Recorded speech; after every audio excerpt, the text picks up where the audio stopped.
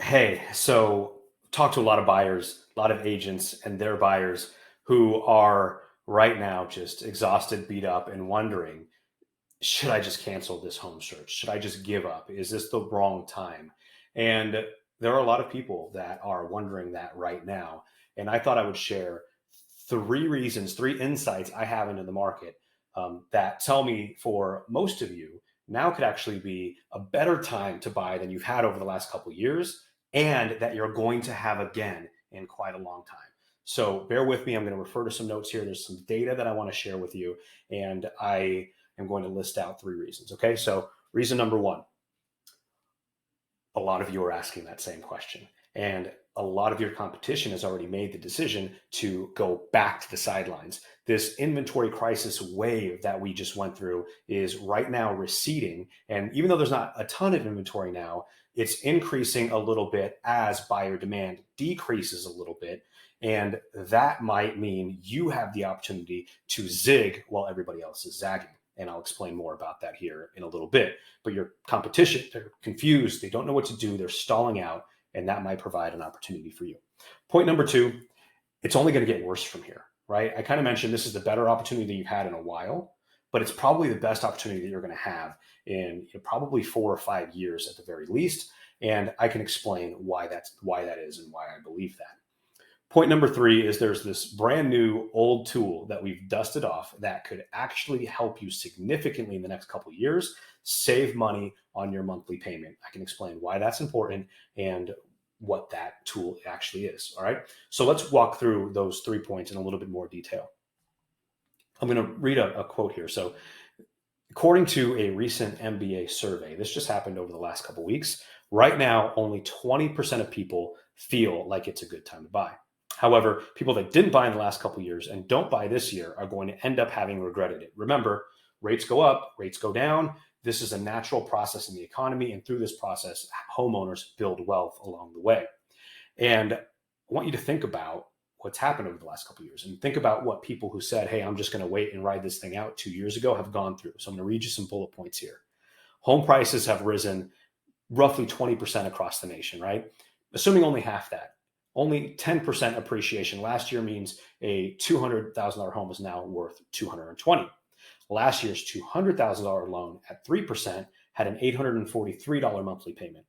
Today's $220,000 house, that same house, at 6% has a $1,291 payment. That is a 53% increase in the payment over 2 years. And that's a huge shock to people, right? So again, that's what's sending people back to the sideline. The problem is that today is the best chance to get those results going forward and avoid this position in the future, because again, there's another wave coming that is going to push home prices up over the long term. And that's kind of my next point. Point number two, this is the best time that you have to buy. And here's why. And in order to kind of prove this point, I want to talk about, not just my words, but I want to share a recent town hall that happened between the Mortgage Bankers Association and Freddie Mac and a panel of economists. So one of the questions asked, is this 2008 all over again? And the answer resoundingly is no. And the number one reason is because we still don't have enough inventory. There haven't been any subprime loans like there were prior to 2008. And prior to 2008, builders were overproducing homes. And you've heard me talk about this a lot if you followed me. And we've had an undersupply of new homes over the last 10 years. So there is no oversupply coming. In fact, even if inventory doubled and demand shrank, it would still only mean more home sales because it would be a more balanced market. The Fed is going to keep hiking interest rates, but those interest rate expected hikes are already priced into the current bond markets, which means rates are probably going to slowly continue going up over the long term. There may be periods of a dip, and I think that's what a lot of people believe they're going to magically cash in on. The point number three is going to actually help you with that. But you got to remember, in order for you to have a lower monthly payment, two things have to happen at the same time. And there's really, I think, four potential outcomes, right? Rates can go up and prices go up. Rates can go up and prices go down. Prices go up and rates go down.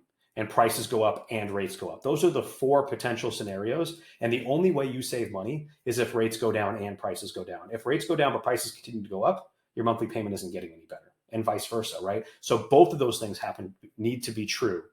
And we are probably not going to see a scenario in which both of those things are true. Let me give you a couple forecasts here. Home price growth forecast over the next year, 5%, 2% annual average over the next five years, right? So it's not 20% a year, but up is up is up, and it's going to happen year over year over year. In the meantime, if you don't own a home, rent is going to go up by double that, 6% in this year, and then 4.4% over the next 5 years.